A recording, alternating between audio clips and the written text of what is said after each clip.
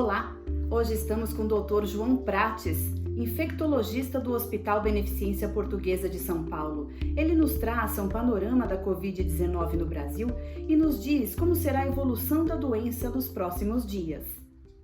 Então vamos lá, sobre a nossa epidemia. No momento nós estamos na terceira fase da epidemia, a fase que a gente chama de transmissão comunitária.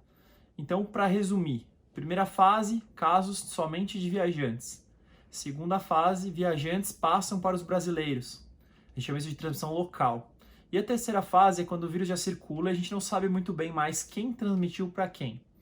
Essa é a fase de maior crescimento ou fase exponencial da epidemia. É quando os casos vão aumentando. Então nós estamos nessa fase.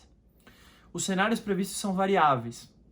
O melhor modelo que nós temos hoje é o estudo do Imperial College London, que olhou vários países e fez estimativas de como seria a evolução da epidemia com ou sem as medidas de isolamento e distanciamento social. Então a gente pode prever que a epidemia pode ter um pico muito grande e sobrecarregar o sistema de saúde se nenhuma medida for tomada. E se todas as medidas idealmente forem tomadas, a gente não vai ter um pico tão grande e não vai sobrecarregar tanto o nosso sistema de saúde.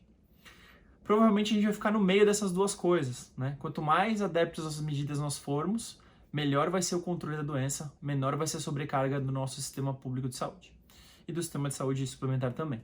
A grande preocupação é justamente a possibilidade de um estouro, um número muito grande, um pico muito grande de casos, levando a muitos casos graves, ainda que a doença seja leve na maior parte dos casos, e aí é uma demanda muito grande de leitos de terapia intensiva. Então, UTI pode se tornar um problema se a gente não controlar o pico da doença.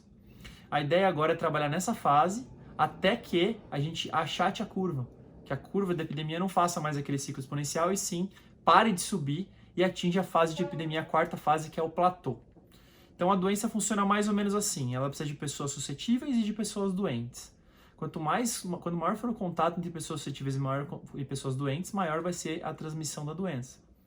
A grande questão é, no início da epidemia, nessa fase de transição comunitária, uma pessoa passa para um monte de gente. A gente tem que reduzir isso ao máximo, daí as medidas de isolamento social. Até que uma pessoa não passe nem para uma, só passe, assim, uma pessoa vai transmitir para menos do que uma pessoa. Então, nem todo mundo vai transmitir a doença, por exemplo. Aí que a curva começa a cair e a gente começa a controlar a epidemia, tá?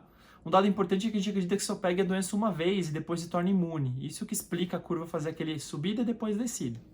Então é muito importante agora aderir às medidas para que a gente não tenha o pior cenário. O cenário varia entre um cenário bem controlado até um cenário com um número enorme de leitos de UTI sendo ocupados e falta de leitos, que é a situação que algumas regiões da Itália estão vivendo, por exemplo.